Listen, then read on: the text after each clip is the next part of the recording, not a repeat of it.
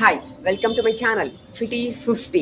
இன்னைக்கு நம்ம second day of series 16ல இருக்கும். இது ஒரு ஸ்பெஷல் சீரீஸ். என்னன்னு கேட்டிங்கன்னா, வயசானவங்களுக்கும் முடியாதவங்களுக்கும் வீட்டுக்குள்ளேயே இருந்து பண்ணுற மாதிரியான எக்ஸசைஸ் போட போகிறேன் இந்த 5 நாளும் சொல்லியிருந்தேன். அதனால் நேற்றுக்கு ரொம்பவே ஒரு சிம்பிளான வயசானவங்க பண்ணக்கூடிய எக்ஸசைஸ் பண்ணி காமிச்சிருந்தேன். இன்றைக்கும் அது மாதிரி சிம்பிளான எக்ஸசைஸாக தான் இருக்கும். ஒரு ஸ்டூல் இருந்தால் போதும். நீங்கள் உட்காந்து எழுந்துக்க போகிறீங்க. ஸ்டூல் இல்லாமல் பண்ண முடியும் ஸ்குவாட் பொசிஷன்றவங்க ட்ரை பண்ணுங்கள். முடியலன்னா ஒரு ஹார்ட் ஸ்டூல் எடுத்து பண்ணுங்கள். சிம்பிளாக நான் யூஸ் பண்ணுற மாதிரி ஒரு பிளாஸ்டிக் ஸ்டூலில் பண்ணாதீங்க. அது சம்டைம்ஸ் உங்களுக்கு ஸ்ட்ராங்காக இல்லாமல் இடறதுக்கான சான்சஸ் இருக்குது. ஒரு நல்ல ஹார்ட் ஸ்டூல், உடன் ஸ்டூல்லையோ இல்லை ஸ்டீல்லையோ இருக்க மாதிரி, இல்லை ஒரு சோஃபா இருந்தால் கூட நல்லா ஹைட்டில் இருக்க மாதிரி உட்காந்து எழுந்து ட்ரை பண்ணுங்கள். ஃபஸ்ட்டு நான் பண்ணி காமிக்கிறேன், பார்த்துட்டு நீங்களும் பண்ணுங்கள். அதுக்கடுத்தது பெனிஃபிட்ஸ்லாம் சொல்கிறேன். Okay, stay tuned. ஃபஸ்ட்டு என்ன பண்ண போகிறோன்னா, உட்காந்து எழுந்துக்கும் போது கையை ஷோல்டர் லெவலில் ஃப்ரண்ட்டில் நீட்ட போகிறோம். அதுதான் பாருங்கள். எழுந்துக்கிறேன்னா எழுந்துக்கும் போது கையை ஷோல்டர் லெவலில் நீட்டிட்டு நிதானமாக அப்படி உட்காந்துருவேன். உட்காரும் போது கை கீழே ட்ராப் பண்ணிடணும். இது மாதிரி ஒரு 10 தடவை பண்ணுவோம்.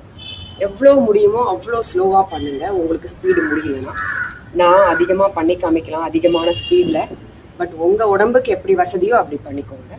ஒரு 10 தடவை பண்ணுவோம். நிதானமாக உட்காருங்க, நிதானமாக எழுந்துருங்க. ஓகே, ஒரு 10 டைம்ஸ் இதே மாதிரி பண்ணுவோம். கையை ஃப்ரண்ட்டில் மட்டும் இப்போ தூக்கினா போதும். அடுத்த செட்டு கையை சைட்ஸில் தூக்குற மாதிரி பண்ணி காமிப்பேன். அடுத்த வாட்டி அதை பண்ணலாம்.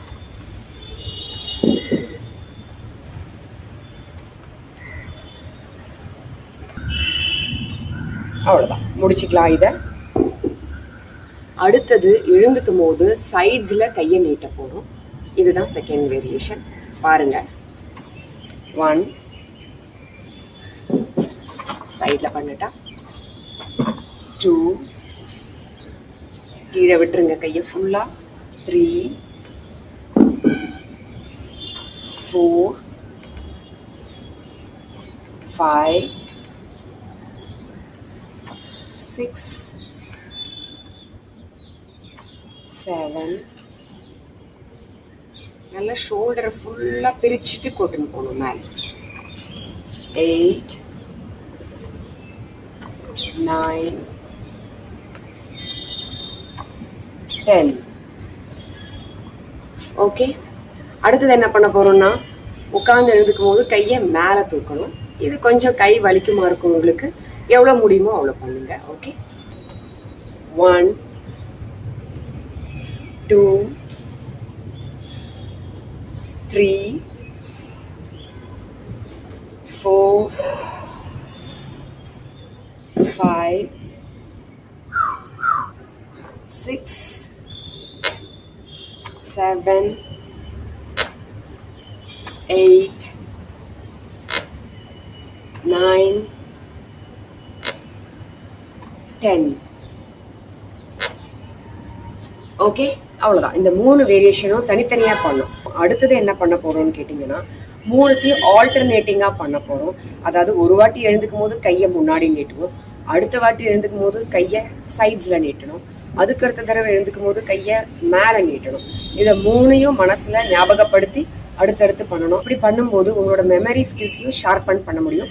இந்த வயசில் பார்த்தீங்கன்னா நமக்கு ஞாபக சக்தி குறைவாயிட்டே இருக்கும் இல்லையா?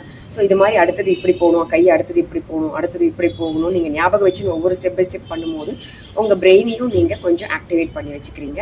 ஸோ ஃபிசிக்கல் பெனிஃபிட்ஸும் இருக்குது, அதே சமயம் மென்டல் பெனிஃபிட்ஸும் இருக்குது. பண்ணலாமா? ஆல்டர்னேட்டிங்காக 1 2 3 இது மாதிரி ஒரு 10 தடவை பண்ணுவோம். ஓகே, நான் கொஞ்சம் ஸ்பீடாக பண்ணுறேன், நீங்கள் உங்கள் ஸ்பீடுக்கு பண்ணால் போதும்.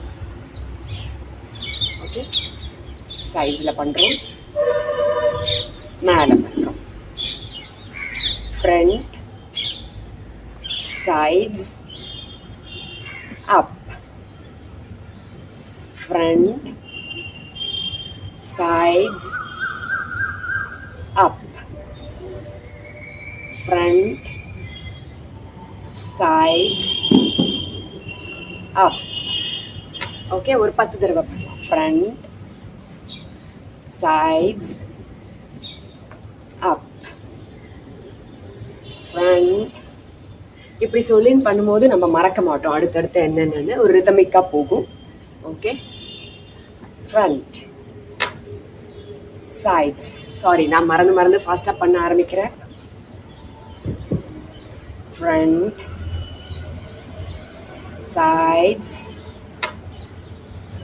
up. ஓகே, 10 தடவை முடிச்சிருப்போம் இல்லையா? அவ்வளோதான், முடிச்சிட்டோம் இன்னைக்கு. ஸோ இதோட பெனிஃபிட்ஸ்லாம் தெரிஞ்சுக்கலாம். இப்படி உட்காந்து பண்ணாலே எனக்கு பார்த்தீங்கன்னா ஹார்ட் ரேட் அதிகமாகிறது ஃபீல் பண்ணுறேன், ஸ்வெட் ஆகிறேன். ஸோ இதுவும் எஃபெக்டிவ் எக்ஸசைஸ் தான்.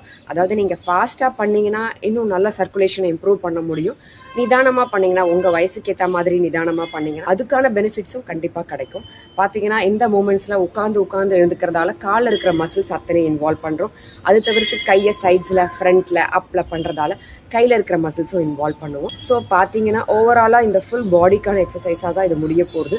ஸோ சர்க்குலேஷனை இம்ப்ரூவ் பண்ணும். எல்லா ஜாயின்ட்ஸையும் ஓரளவுக்கு நம்ம வேலை பண்ண வைக்கிற மாதிரி தான் பண்ணுறோம். ஸோ அது ஜாயின்ஸும் உங்களுக்கு வலி இல்லாமல் வச்சுக்கும். நல்லா ஆக்டிவாக ஃபீல் பண்ணுவீங்க. ப்ளஸ் பிரெயினையும் நான் சொன்ன மாதிரி நம்ம அடுத்தடுத்து என்னென்னு யோசிக்க வச்சு பண்ண வைக்கிறோம் இல்லையா?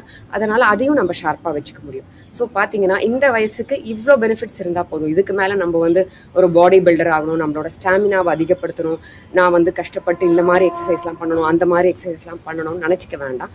இந்த மாதிரி சிம்பிள் ரொட்டீன்ஸை நீங்கள் எவ்ரிடே பண்ணாலே உங்களோட ஆக்டிவிட்டீஸை உங்கள் காலால் நீங்கள் பண்ணுற மாதிரி இருக்கும்.